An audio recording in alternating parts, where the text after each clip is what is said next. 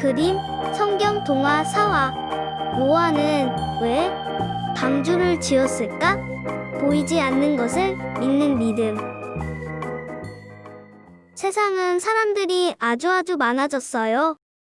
그런데 그 많은 사람들이 하나님을 점점 잊어버리고 죄로 가득한 세상을 만들어버렸어요. 사람들의 마음과 생각이 모두 악한 마음과 생각들 뿐이었어요. 하나님께서는 사람들의 모습을 보시고 사람을 만드신 것을 한탄하시고 마음에 근심하셨대요. 그리고 사람들을 쓸어버리기로 하셨어요.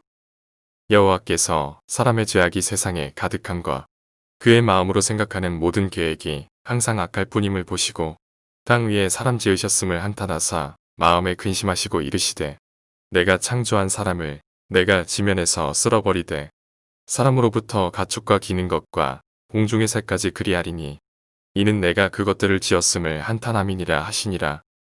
창세기 6장 5에서 7절. 하나님께서는 사람 지으신 것을 후회하시고 이 땅을 물로 심판하기로 결심하셨어요. 모든 것을 다 물로 쓸어버리고 없애버리기로 하신 것이지요. 그런데 여기에 한 사람만은 은혜를 입었어요. 그 사람은 바로 노아였어요. 모든 사람의 마음에는 악한 생각과 마음 뿐이었지만 노아는 하나님 앞에서 의인이고 완전한 사람이었어요. 언제 어디서나 하나님과 동행하는 사람이 바로 노아였지요.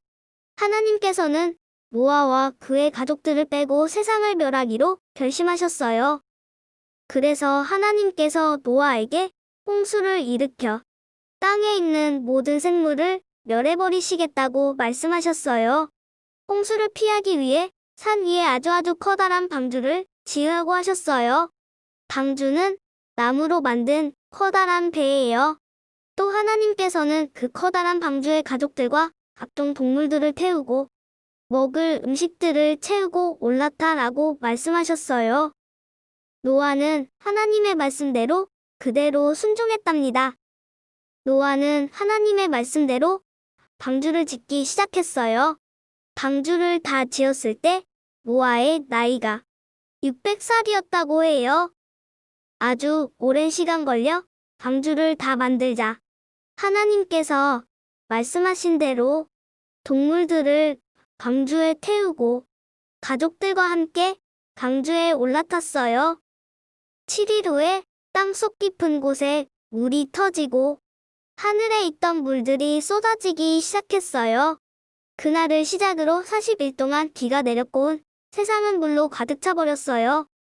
하나님의 말씀에 순종한 노아와 그의 가족만이 구원을 받게 된 것이죠. 노아가 방주를 지은 이유는 무엇일까요?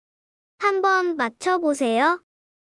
첫 번째, 하나님을 믿기 때문에 방주를 지었어요. 두 번째, 홍수를 이미 경험해 본 적이 있기 때문에 방주를 지었어요. 세 번째, 노아는 배를 만드는 전문가였기 때문에 아주 쉽게 방주를 지었어요. 어떤 것이 정답일까요? 정답은 노아가 홍수를 이미 경험해 보았기 때문도 아니고 배를 아주 잘 만드는 전문가이기 때문도 아니고 하나님을 믿는 사람이었기 때문이에요. 노아는 홍수를 본 적도 없었기 때문에 물로 쓸어버리시겠다는 하나님의 말씀이 무슨 뜻인지 잘 알지 못했을 거예요. 그리고 노아는 배를 만들 때 원래 배를 만드는 전문가라서 뚝딱뚝딱 만든 것이 아니라 그저 하나님께서 말씀해 주신 대로 그대로 만들었어요. 노아는 이렇게 한 번도 물로 가득한 세상을 본 적이 없었고 배를 잘 만드는 사람도 아니었어요. 그러나 노아에게는 하나님의 말씀을 믿는 믿음이 있었어요. 믿음으로 노아는 아직 보이지 않는 일에 경고하심을 받아 경외함으로 방주를 준비하여 그 집을 구원하였으니 이로 말미암아 세상을 정죄하고 믿음을 따르는 이의 상속자가 되었느니라.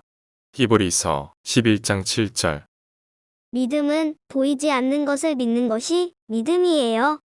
쉽게 믿을 수 없는 것을 믿는 것이 진짜 믿음이죠. 어린이 여러분도 하나님의 말씀이라면 아무리 믿기 힘들어도 보이지 않아도 또는 사람들이 뭐라고 말해도 흔들리지 않고 오직 하나님의 말씀을 믿는 하나님의 자녀가 됩시다. 물로 가득 찬 세상은 모든 생물이 다 죽고 오직 노아의 방주에 있는 동물과 사람만 남았어요. 시간이 지나 비는 그쳤지만 세상에 물은 아직 많이 남아 있어서 밖으로 나갈 수가 없었어요. 노아는 물이 얼마나 줄어들었는지 알기 위해 까마귀를 밖으로 보내봤어요. 그러나 까마귀는 다시 돌아오지 않았어요.